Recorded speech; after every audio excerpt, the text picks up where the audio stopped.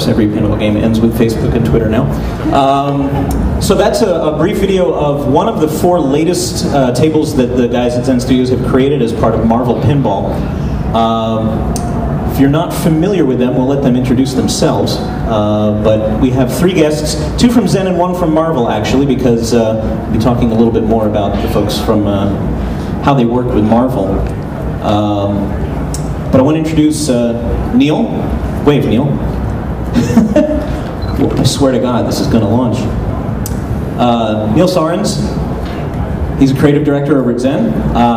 In the middle is Mel Kirk. He's the vice president of marketing and PR at Zen. Hi. And their friend and licensor, Chris Baker, the interactive manager at Marval. And the Deadpool t-shirt, that's how you can tell. First of all, thanks for being here. Niel or Mel, could you just sort of introduce, in 25 words or less since we're running late, who the hell are you guys? Sure. Now, we don't want to hear you on the mic. How about this one? Yeah, there you go. Zen Studios, we are a Hungarian-based console, mobile, PC, soon to be video game developer, and we happen to specialize in pinball because we love pinball to death, and the founder of the company spent a hell of a lot of money in arcades and said, this is enough, I don't have room for arcades, I want to make pinball for a console and be able to play whenever I want, and so that's what we've done. And we've been working on pinball for, what, 7 years now? Yeah. Make sure you nod on mic, Niel. That's great. That's kind of my primary question, is when you guys got into making pinball simulations, your products, if people aren't aware, they're Zen Pinball on iOS, Pinball FX on Xbox 360, Zen Pinball 2 on PS3, and then the Marval Pinball sub-brand within that running on the same engine and everything. But when you started out 7 years ago, not really any obvious reason to get into pinball development. Why start with pinball when there was no sort of, there was no cultural change that everybody started to get into pinball again? You guys just took it upon yourselves. What was it that led you to pinball in the first place? You mentioned your founder was just a big fan. Was it just pure love? It was mostly that. But the other thing was that no one had really made, Xbox Live Arcade was a new service at the time, and no one had made a pinball game. No one had ever made a pinball game with that kind of value proposition where you can go and spend $10 impulse buy, get 4 tables and play them all you want. Up to that point, it was either arcades for paying 50 cents a game, or full $60 retail games. And so we felt there was a space, in the downloadable games space where we could succeed. Really, that's it. I expected more. I can give you a little bit more. We'll be honest. There was a huge gaping market opportunity, and a lot of pinball players, with arcades, have been dying out. People still wanted to play pinball, and there was not really a way to do it. So, at the same time, the business could make sense. Those people now had grown up a little bit. They had money to buy consoles, to buy games, and so we decided to put a product out there and see what happened. Everybody was taken by surprise. We got published on XBLA because we worked with the Xbox Live Vision Cam, with the hands. That was the whole reason why the game even got through. And then to everyone's total surprise, the game took off and merited a sequel and all this other stuff now that we're doing. So, market opportunity with a passion and a lot of creativity. Now, you guys make a phrase that was used to describe your games. A phrase that was used to describe your games was post-pinball pinball games. That is, pinball games that are aware that they're digital simulations. And so you're taking advantage of that in a lot of ways. Your toys are often animated. In the Marvel games, in the Avengers trailer, we saw Iron Man flying around the table. We saw people jumping around. The Fantastic Four, Reed Richards will actually reach out and grab the ball and move it around on the playfield. That makes a lot of sense to me as somebody who grew up playing video games. Do you get any flack from the purists of making animated toys?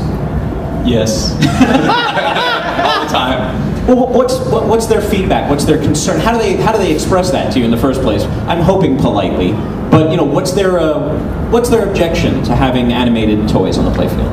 Well, I think part of the appeal of pinball is that it's this electromechanical device. it may have computer chips and it may not, but it's very much a physical sort of entity. And then when you get away from things that are possible to do, with at least within a certain budget on a real pinball table, then people think that you're getting away from the spirit of pinball, which is this purely sort of mechanical, real-world physics-based construction. Do you want to? Is this on? Is this Yeah, you're good. Okay. Yeah, it'd be nice, but yeah, we get a decent amount of mail stating you guys have ruined pinball. This is not pinball at all. You guys are horrible. But that's actually in the last, I don't know, year or so. Most of that stuff has completely gone away, and everything we get is pretty positive. We're starting to hear a lot from people who grew up playing pinball, and it brings back the memory, the smell of the machines and the arcade and all that, just saying, hey, thank you so much, because now I have kids and I can play pinball with him and share that experience, and we're actually sharing this together. And also some of our hate mail is kind of funny, is from guys saying, great, now my girlfriend won't give me back my Xbox.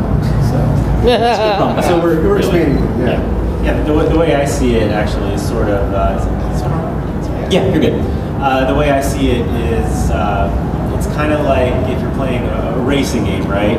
You can have like your Gran Turismo, which is sort of like a perfect simulation or whatever, and then you have like your Burnout or your Need for Speed. It's a lot more kind of action-based and just focused on having fun. And I think these guys do a great job of capitalizing on just the fun of having that ball on that field and socking it around and, you know, racking up points, bringing out the competitiveness in that too.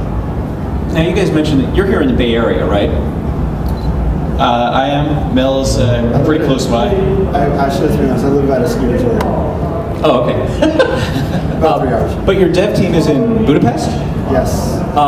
So take me through what it's like to build one of these tables where the creative director is in San Francisco and the guys that are actually building the code are on the other side of the world. What's your work process like? And then let's start with just the logistics, and then I'd like to get into how you guys design a table and execute it. So, you know, the person with primary responsibility for the table, who comes up with, you know, table geometry and modes and all that kind of stuff, is in Hungary. He'll send me the designs, the you know, documents, screen mock-ups, all that kind of stuff.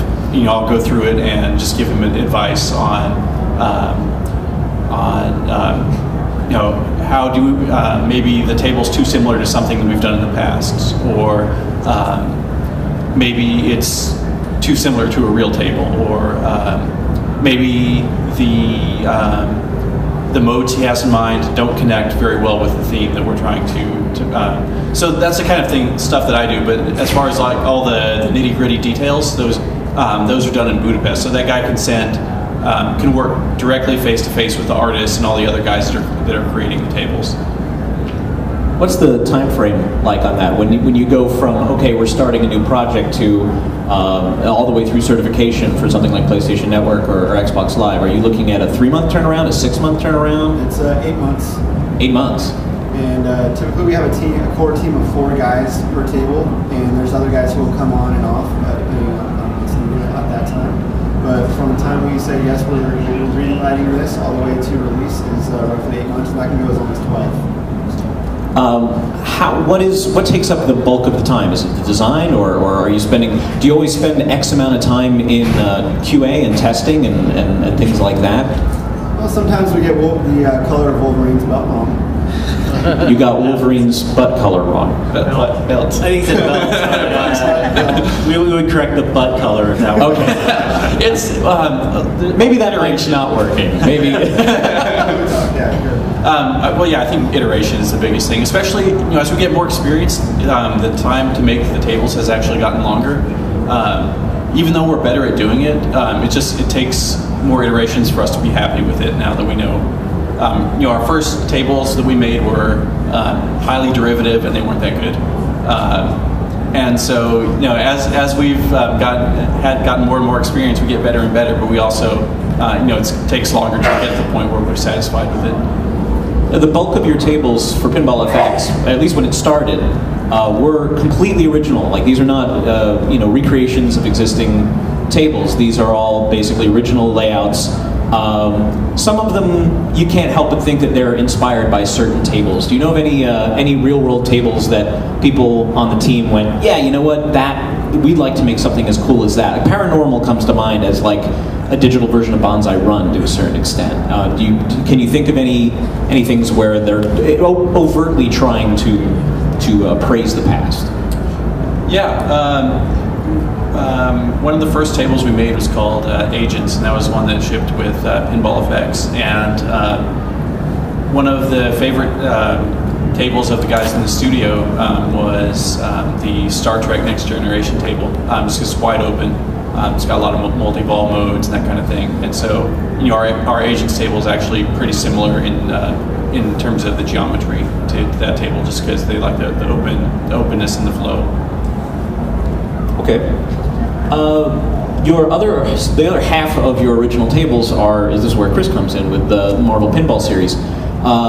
You guys have done, I think, more tables based on Marvel things than I even knew existed. I mean, you did a Thor table, then you did a Fear Itself table based on a specific storyline within Thor. Chris, how did it come about? Why did you guys go? Who approached whom? To use proper grammar, and then what were you looking for? Why put Marvel characters on a pinball machine? Well, as far as who approached whom, I personally actually don't know, because I don't do the business kind of stuff. But we had worked with Zen. Get off the panel. Just get off. So we already had a nice relationship with each other, and we knew that they had already proven themselves with the Pinball FX1 tables and all that, and everyone was a big fan of those. Zen Pinball on PSN, and the opportunity came along to make video pinball games based on Marvel characters, where they could go out and actually fight each other and do cool things, and it just seemed like a really natural fit. And it was, and I think anyone who's played that for the most part would agree. And it's been a couple of years now we've been working on these. I think we have 14 that have been released so far altogether. And the way it comes about, it really is kind of a mutual thing, because they'll have their ideas, we'll have our ideas. They'll have characters they want to do. We'll have suggestions for tables they can do, and they'll come to us with obscure characters like Blade and Moon Knight, and they'll be like, really, why do you want to do Blade and Moon Knight? And they're just like, because we like them, and you guys do a great job, sure, do Blade and Moon Knight. Just make sure there's also Spider-Man and Iron Man in there to support it as well. But yeah, as far as you mentioned Fear Itself, that was our suggestion, just because it was more than a Thor event. It was our big Marvel Universe event last year that just happened to mostly star Thor. And so we wanted sort of kind of a timely thing. The Avengers Chronicles 4-pack that just came out was all events, as opposed to a Spider-Man table or a Blade table or what have you. They're all based on events like Fear Itself, World War Hulk, the Avengers movie, and the Infinity Gauntlet. The last one, Infinity Gauntlet, is actually one that I personally have been championing since we started the whole thing, and I'm really glad we saw that one happen, because that, I think more than anything, that one makes it a video game pinball. You can't take one of those pinball machines out there and flip it upside down like you do with the Reality Gym playing Infinity Gauntlet. So yeah, we've just had a really good relationship over the past couple of years, and we're excited to see all these new platforms and everything the game's making it on to as well. I have the same question for Zen and for Chris. Chris, how involved are you? How much do you crawl up their ass and die when it comes to doing it? And then I'd really like the honest answer from Zen.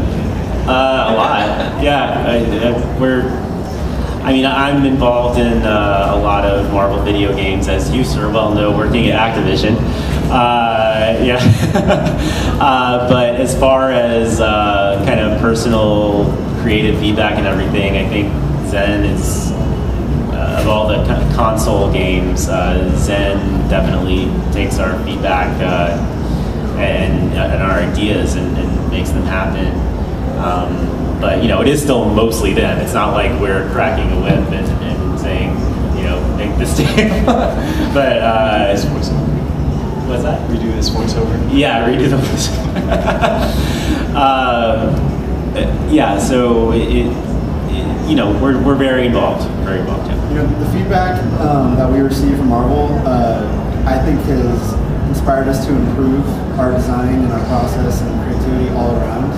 The production values of all the other tables that have come out that aren't Marvel. I mean, voice acting. They told us, guys, you got to improve your voice acting. That was one of the big deals. And now we use the same guys that they brought to us for voice. So all around, you guys' feedback has really helped us improve just overall. And then there's just like little things, like for the Wolverine table, originally you spelled out the word claws.